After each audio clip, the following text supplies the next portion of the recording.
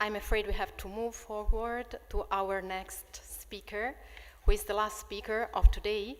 And it's a pleasure to welcome to this international conference Professor Hermut LÖHR. Thank you for accepting the invitation. Hermut LÖHR was formerly professor for New Testament studies in Vienna and Münster. He is currently professor for New Testament studies at University of Bonn. Among his research interests, I can mention the letter to the Hebrews, Philippians, as well as Jewish-Christian morality in antiquity. He also recently organized a seminar in Bonn on Pharisees. He's one of the leaders of the SNTS seminar, Social History and the New Testament. This evening, Hermut LÖHR will share with us some of the outcomes of his research. The title of his presentation is Luke Acts as Source of the History of Pharisees. Thank you for your presentation. Yeah. Thank you very much, Benedetta, for this kind introduction. Good evening, everyone. First, a word of thanks for this generous invitation to a wonderful conference. Thanks to you, Joseph. That is a new link after some meetings in Münster. Thank you also to all the other supporters for this conference, and I would like to include also the staff who keep the things going here. Thank you so much. So here's what I propose for you. That's the structure of my short presentation. First, the presentation of the Pharisees in Luke Acts. Second, the Pharisees in Luke Acts in a Josephian perspective, and I think of Joseph ben Mattatiah, not the other Joseph. And third, a word on Gamaliel. And then a few words of conclusion if time permits. In the long recension of this paper, I introduce some general reflections on the character of Luke Acts as a source for the historian. I cannot develop that here further, but among the subjects to be dealt with is a question of the sources of Luke Acts, documentary, literary.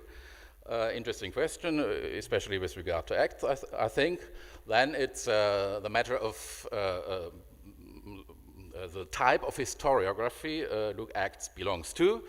A lot of research has been done in this regard, but it's also on the on the constructive character, not only of the historical works we read, but of our analysis.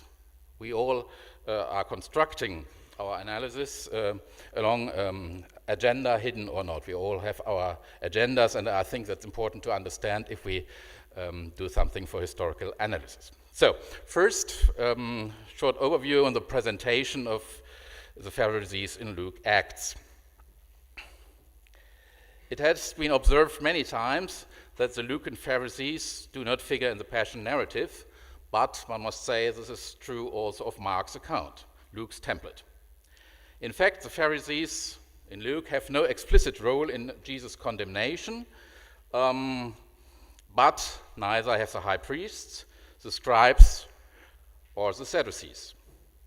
While the latter ones are not mentioned either in the Passion account, the two former groups are referred to in 22:66 and 23:10. But the short passage on Jesus standing before the Synhedrion carefully avoids the impression that a formal verdict was pronounced, and the words of all the participants of the gathering, what further testimony do we need?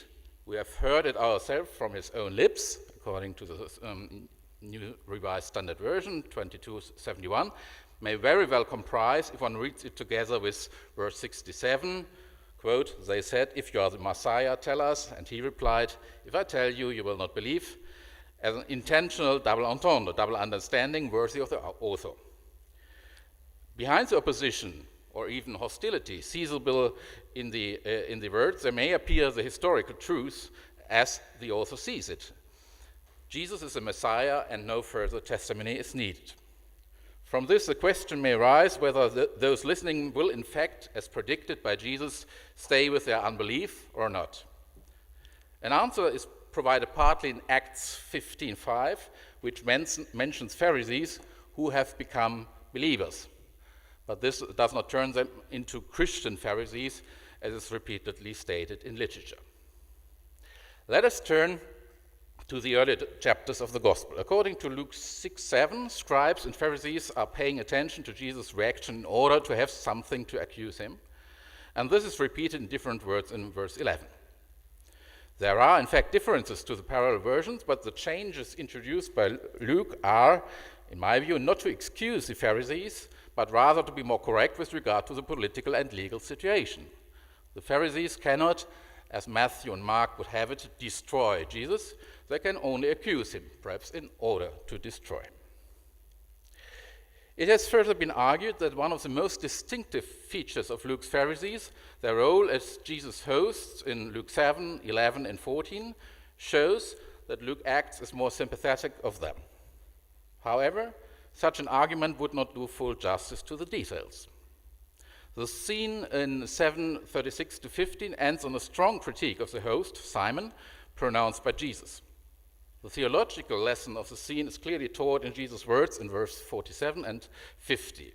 Therefore, quote, I tell you, her sins, which were many, have been forgiven, the sinful woman, and she has shown great love. But the one to whom little is forgiven loves little.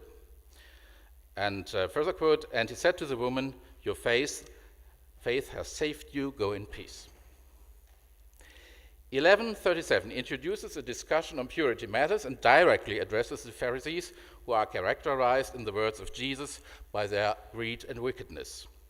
The passage then continues with a series of invectives, first against the Pharisees and then against the lawyers or law experts, as I would translate nomikos. Although the final comment does not mention a plan to destroy Jesus, a phrase such as quoted here, de nos en echen kai apostomatitzein auton peripleionon, cannot be interpreted as an expression of friendly curiosity. The banquet scene in Luke 14, 1-24, is introduced in verse 1 by reference to Jesus' Sabbath host, a ruler of the Pharisees, followed by the remark they were watching him closely, which is suggestive of some second thoughts on the watcher's side, to say the least. Rather than to see in Jesus' invitation into the houses of three Pharisees a sign for the author's sympathy with the host, it then appears that this feature helps to profile Jesus' fellowship with tax collectors and sinners and the Pharisees' critiques thereof. The three Pharisaic hosts are not presented as individual characters or personalities in literary or historical perspective. They are rather personifications and exemplifications of a larger group. The possible historical information to be gathered from these scenes is not that Jesus was personally befriended by Pharisees, which may have been or may have not been the case, but that he and his followers were in social contact with them and that they possibly dwelled in the same social sphere. But this is no news for the reader of Mark. The Pharisees in Luke Acts are mostly presented as stereotypes. The fact that the Synoptic Gospels, and Luke with them, and more so than Mark, in the majorities of cases just speaks of the Pharisees without any specification is clear and first proof of this. This is why the Pharisees can be used also in the parable of the Pharisee and the tax collector in Luke 18:9-40. As most figures of the synoptic Jesus parables, the Pharisee is presented here without name, face, or history. He is reduced to very few aspects which are relevant for the purpose of the parable. Other stereotypes applied to them are the hypocrisy, Luke 12:1, not in the parallel text, but in other places in Matthew and Mark, their greed and wickedness, Luke 11:39, not in Matthew and Mark, their grumbling or murmuring, Luke 5:30, not in Matthew and Mark, and their love of money, Luke 16:14, again not in Matthew and Mark. While hypocrisy was identified in scholarship as an anti-Pharisaic cliché present in Jewish texts of the time, already in the seminal article by Zaid Lean, and there's an article by Steve Mason. Other stereotypes seem to be less specific tools of vilification in literature from antiquity. The direct invectives are always pronounced by Jesus, and they are thus the expression of an inner Jewish controversy. It is by no means sure, I think, that the author of Luke Acts fully subscribes or would totally join these invectives or this polemic, and it's also not sure, I think, that he wants his readers to take these invectives, these slanders, at face value. It should be noticed that the invective against the Pharisees are absent from Acts.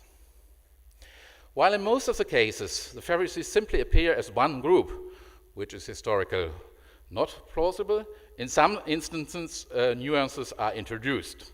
For example, I don't give the passages, you find them, the Pharisees and their scribes, some of the Pharisees, one of the ruler of the Pharisees.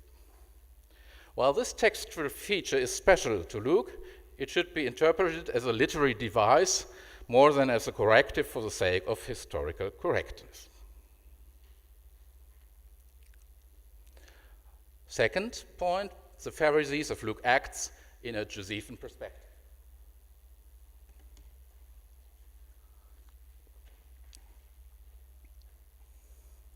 For Luke Acts, as for the other canonical Gospels, the importance of the Pharisees rests primarily in their interaction with Jesus and his followers. Information about the emergence, the history, or on the details of structures and institutions of the group is reduced to a minimum.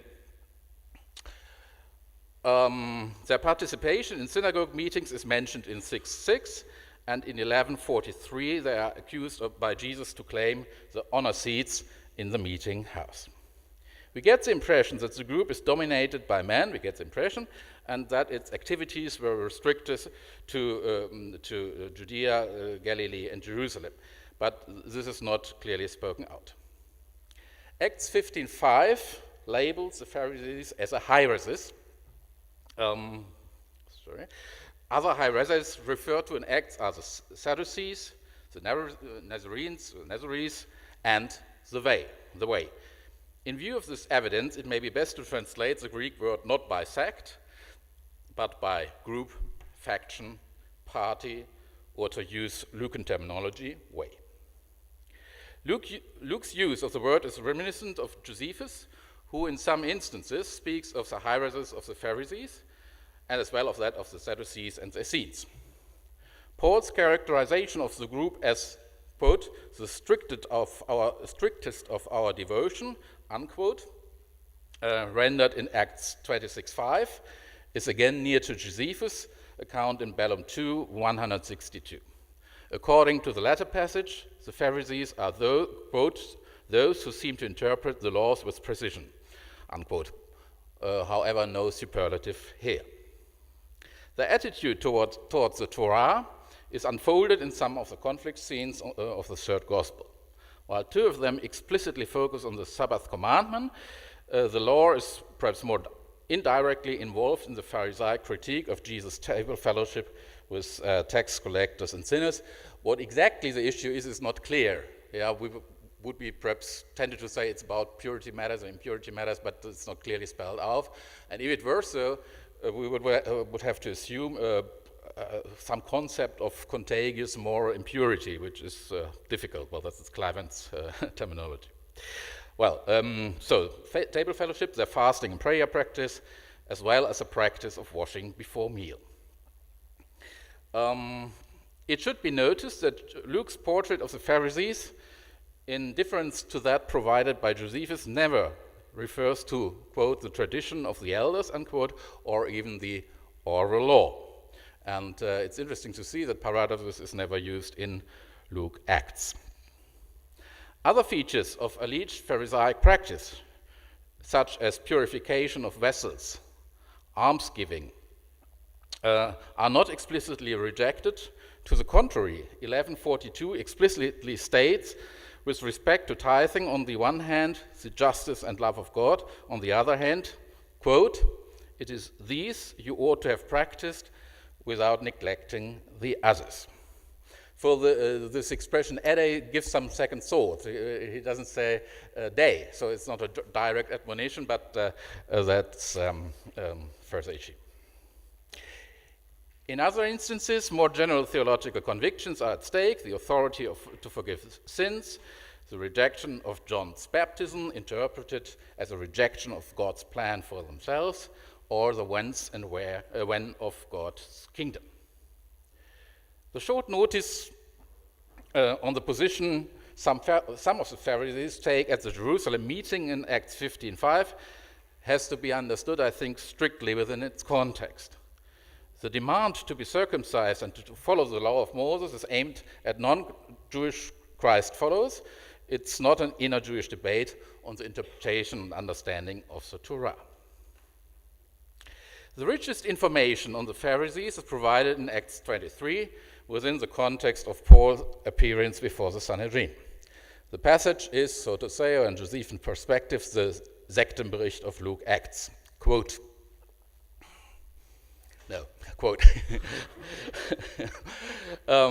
When Paul noticed that some were Sadducees and others were Pharisees, he called out in the council, quote, "Brothers, I'm a Pharisee, a son of the Pharisees. I'm on trial concerning the hope of the resurrection of the dead." When he said this, a dissension began between the Pharisees and the Sadducees, and the assembly was divided. The Sadducees say that there is no resurrection, or angel, or spirit, but the Pharisees acknowledged all three. Well, that's inexact too, but anyway. Then a great claim arose, and certain scribes of the Pharisees group stood up and contended, "We find nothing wrong with this man. What if a spirit or an angel has spoken to him?" When the dissension became violent, the tribune, fearing that they would tear Paul to pieces, ordered the soldiers to go down, take him by force, and bring him into the barracks. Unquote. The first line of the New Revised Standard Version translation quoted is not exact. The Greek text seems to say precisely that one part of the council, and not only one of them, are Sadducees, and the other part Pharisees. In historical perspective, this remark is dubious, to say the least, but it does add some color to this law code's theme. The text provides information on a few of the Sadducees and the Pharisees' teachings, beliefs, and ranges them as strictly opposite. While the Sadducees do not expect the resurrection from the dead, and while they do not assume the existence of angels and spirits, the Pharisees do. This might be considered as valuable historical information, which can be partly confirmed by Josephus' account on the Jewish groups. We heard about that. But Josephus' account is much richer, and this fact alone makes a direct use of Josephus' work in Luke Acts questionable. For a full understanding of the passage, it is important to pay attention to the development of the themes within Acts, but also to the irony possibly involved. Let me highlight, for the sake of example, two aspects. First, Paul's claim that he's accused because of his own expectation of the resurrection is not entirely accurate for two reasons. A, Paul's arrest initially did not happen because of his eschatological opinions, but because he allegedly spoke against the Torah and the temple and introduced the Gentile into the temple precincts, as Acts 21 tells us. B, while Paul's expectation of a future resurrection is only alluded to before in Acts 17, his conviction and experience that Jesus was raised from the dead was stressed before. In the following chapters, the motive is developed further. Acts 25:15 details Paul's hope by reference to the resurrection of the just and the unjust, which I think implies final judgment, mentioned in verse 25. And in 26:13, Paul labels the Christ as a, quote, first from the resurrection, unquote, thus linking past and future, Christology and eschatology. This notice in turn forms an inclusio with Acts 4:2, which says that the Sadducees were angry at Peter and John just because of the proclamation of the, quote, resurrection from the dead in Jesus, unquote. Paul's shorthand statement in front of the council is thus part of a larger picture which unfolds an important element of Paul's and the apostles' message, which is related but not identical to the position held by the Pharisees. A second aspect, while the statement made by the Pharisees concerning the help of angels or spirits is not wrong in the perspective of the account, it is to be understood as an interpretatio pharisaica of the story of Paul the Christ follower, which came about by the vision of the risen Christ, Acts 9, a vision calling him to Europe, Acts 16, and prominently so by the Spirit of God. So whatever we learn from the passage with regard to positions held by the historical Pharisees, we should not overlook the function of these informations for the aims of the account in Acts, as well as some subtle irony involved. And I found more and more examples of this irony and subtle allusions. Third, a word on Gamaliel. Only two of Luke's Pharisees can be considered as historical personalities. Paul the Apostle, who according to his own testimony in Acts 26:5, had once lived as a Pharisee, and Gamaliel. While the former is not the subject of this contribution, we heard about that earlier this afternoon, a few comments on Gamaliel should be added here. The connection made between both is made in Acts 22:3, within the context of Paul's speech to the Mass on the temple stairs. Paul gives a summary of his origins and his upbringing, and he says, quote, "I'm a Jew, born in Tarsus in Cilicia, but brought up in this city at the feet of Gamaliel, educated strictly according to our ancestral law, being zealous for God, just as all of you are today," unquote.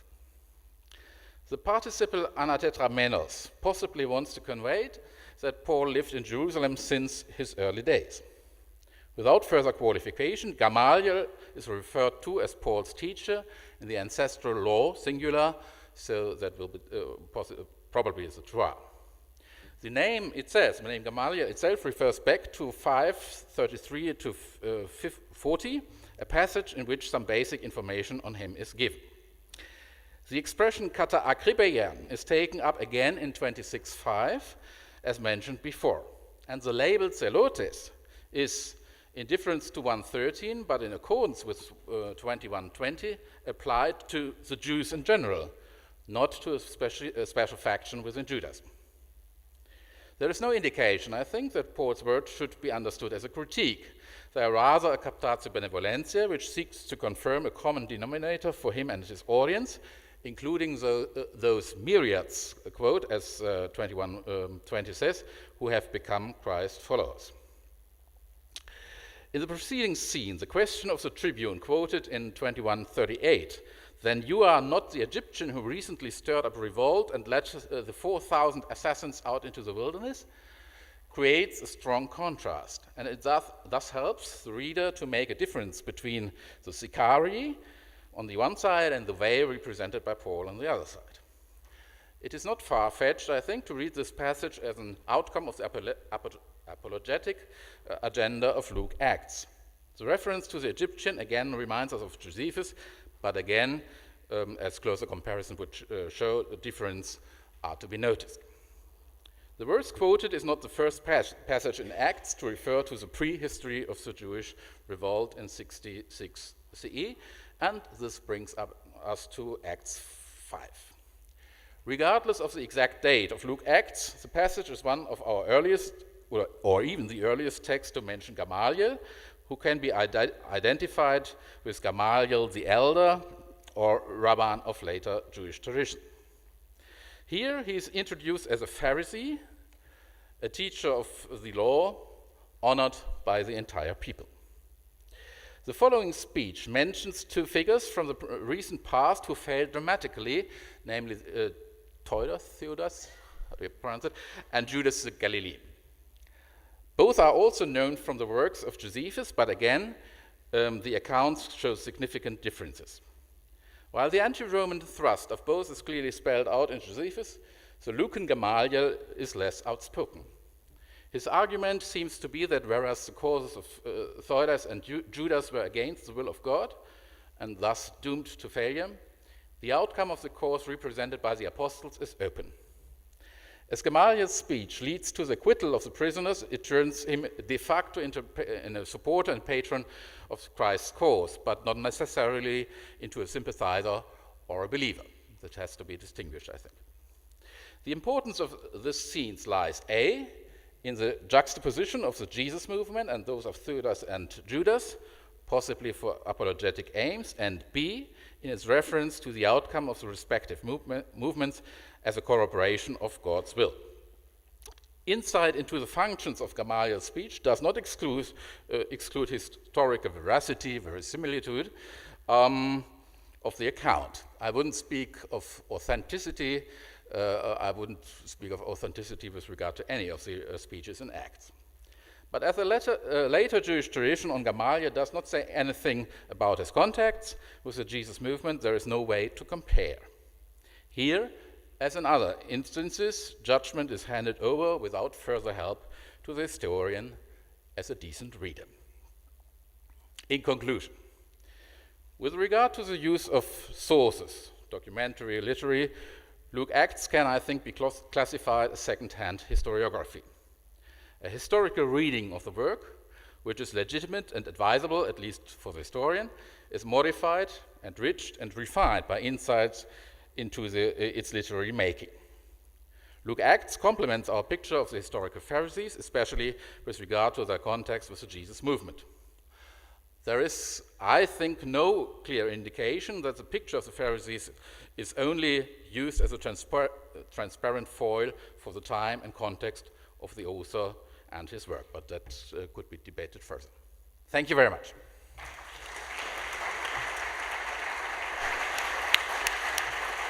Thank you.